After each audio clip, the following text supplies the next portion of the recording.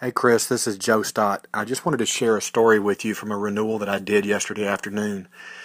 I was meeting with a gentleman by the name of David Coleman at a golf driving range, and when I walked in the door, David saw me, and he immediately recognized me from prior years. He walks out from behind the counter and walks over to me and he slaps me on the arm and says, "I don't have any money." And he keeps on walking and goes on out the door, and I'm a little perplexed, and I turned to watch him, see if he was going to get in his truck and leave, or what he was doing. And he went out to the mailbox, and he turned around and he comes right back in. So I meet him there at the door, and we talk for a few seconds, sit down and continue talking. And I said, David, let me ask you a question. I said, do you have Facebook?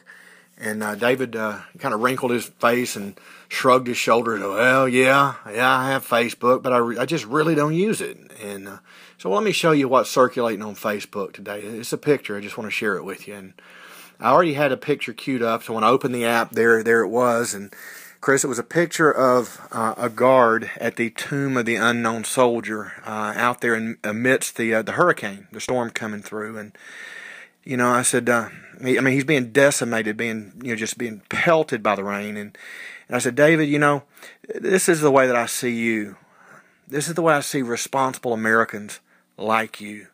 No matter how bad the storm gets, no matter how tough it is, you're going to stand guard. You're going to stand your post and stand guard. And David, I want to thank you for that. Because that's what it's going to take to save America, is people like you standing guard amidst the storm. I want to thank you.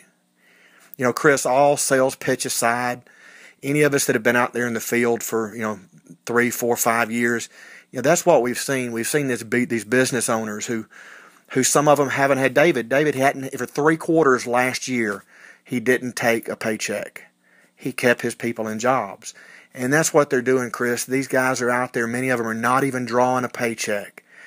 And they're standing guard. They're continuing to renew their memberships, to continuing to be involved in the process to protect and preserve the Constitution and the freedoms and the liberties that we have.